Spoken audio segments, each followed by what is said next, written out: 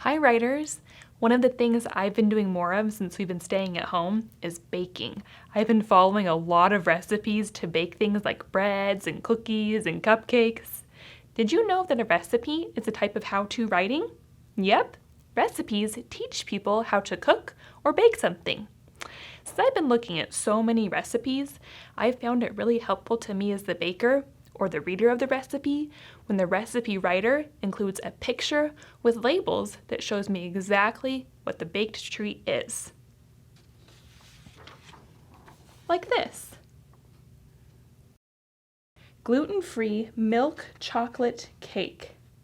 That's specific, and that is perfect for me. I need gluten-free because I have a food allergy, and I really like milk chocolate. Whipped chocolate mint frosting.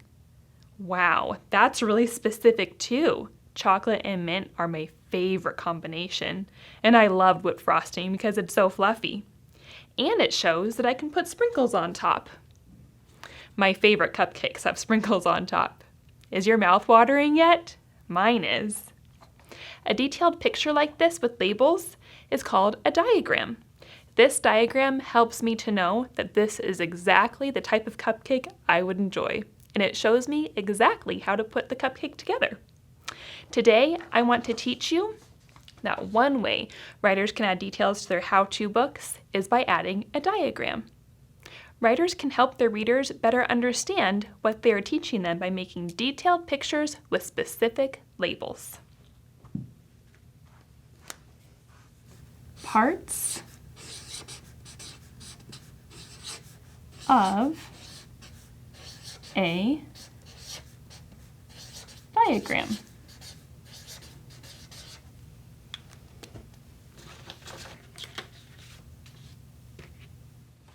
Diagrams need detailed pictures and specific labels.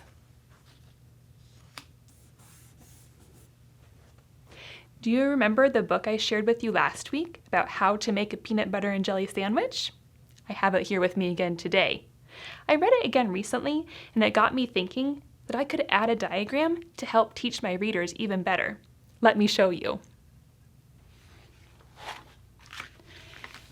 Here I show you how to put a peanut butter and jelly sandwich together, and I show the little picture right here from the side when it's finished.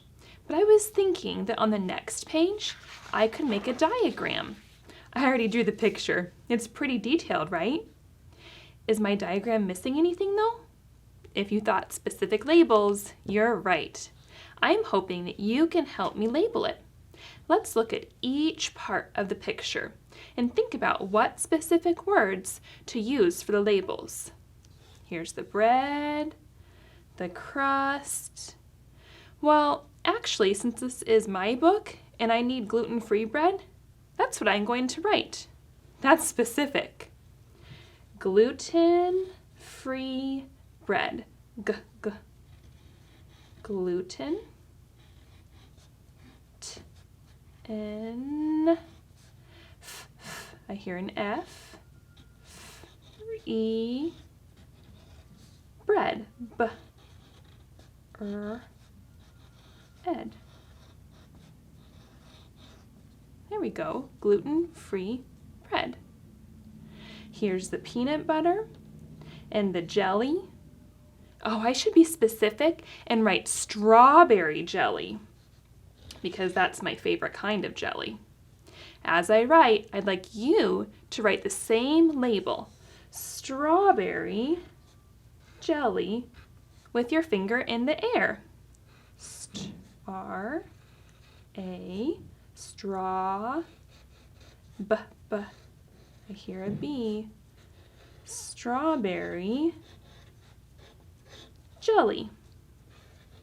Are you writing with your finger in the air? Good job. And I need to label the peanut butter. I wonder if I can be even more specific. Maybe creamy peanut butter? Yeah, actually that's really good because there is sometimes crunchy peanut butter, so I want to be specific and say creamy peanut butter. Help me write peanut butter. Use your finger to write peanut butter in the air.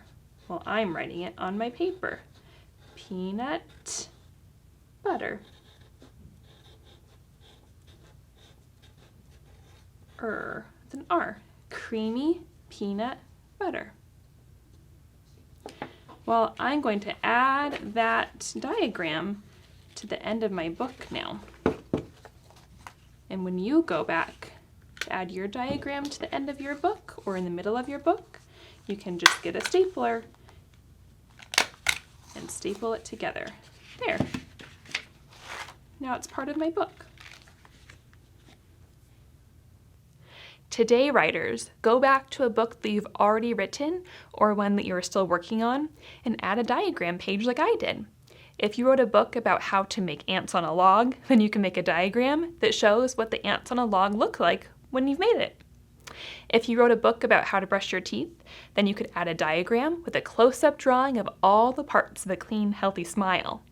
If you wrote a book about how to set the table, you could add a diagram of what the table looks like when it's all finished. Remember, when you're making your diagram, to add specific labels to help teach your reader lots of information. After you finish your writing time for the day, then take a picture of your diagram and upload it to Seesaw so your teachers and I can see.